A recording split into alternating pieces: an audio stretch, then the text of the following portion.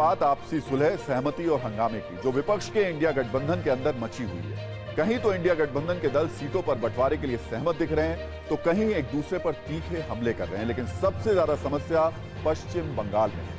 वहां से संकेत बहुत खतरनाक हैं। इसलिए इस पर हमने सत्ता की एक पॉलिटिकल कुंजी तैयार की है, जिसमें आज इंडिया गठबंधन की गांठों को खोलने वाली एक माइक्रो कुंजी भी है, जिससे अब पता चलने लग रहा है कि किन राज्यों में गठबंधन हो सकता है और किन राज्यों में इसकी उम्मीद बहुत कम है।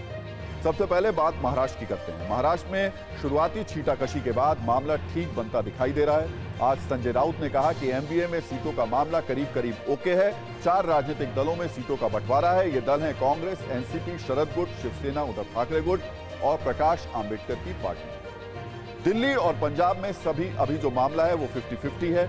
आपकी तरफ से कहा जा रहा है कि कोशिश जारी है, लेकिन सभी राज्यों में साथ लड़े ये जरूरी नहीं है। कांग्रेस कह रही है कि आखिरी फैसला एआईसीसी लेगी। केरल में गुंजाइश ना के बराबर है।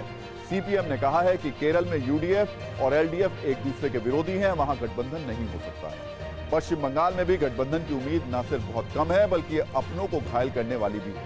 यहां गठबंधन की उम्मीद तो छोड़िए, कांग्रेस और टीएमसी एक दूसरे से लड़ती नजर आ रही है। कांग्रेस कह रही है हमें 2 सीट देना चाहती है टीएमसी, जबकि सीपीएम कह रही है कि टीएमसी का रवैया ठीक नहीं है।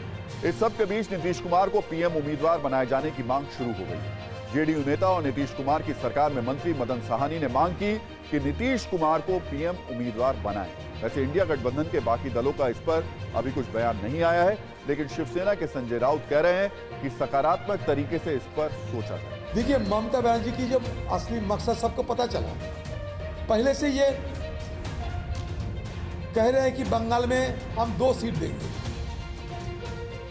और वो 2 सीटें जहां हमारे जीत पहले भी हो चुके हैं और 2 सीटें जहां कांग्रेस एमपी है, तो हमें क्या नया चीज देते हैं। 2021 के असेंबली इलेक्शन में अकेले लड़के तृणमूल पावर में आया और कांग्रेस लेफ्ट से अलायंस करके लड़के 0, पूरा असेंबली में 0।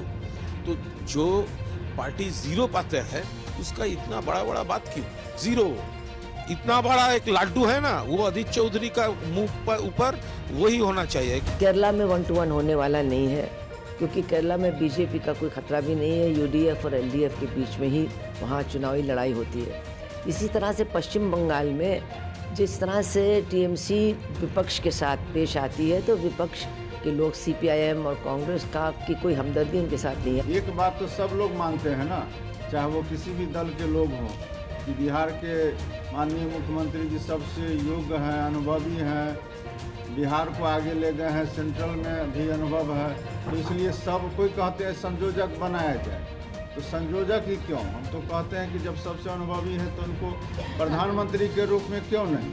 बहुत ही सकारात्मक ये चर्चा है। तो ये 4 ही हमारे जो घटक दल है उसमें कोई मतभेद हमें नहीं दिखते हैं। शुरुआत पटना में नीतीश कुमार जी ने की थी, तो मुझे लगता है कि नीतीश कुमार जी के बारे में सभी की राय जो है बहुत सकारात्मक। जब अलायंस की बात होगी तो मामलों को सुलझा लिया जाएगा। अगर सुलझ जाएगा तो अलायंस में लड़ेंगे, अगर नहीं सुलझ पाएगा तो हो सकता है किसी एक राज्य में अलग अलग लड़ें, हो सकता है किसी एक राज्य में साथ में लड़ें। हम लोग की दिल्ली में हमारा है मतभेद आम आदमी पार्टी से, लेकिन बड़े अलायंस में जो एआईसीसी तय करेगी वो हम सबको स्वीकार होगा।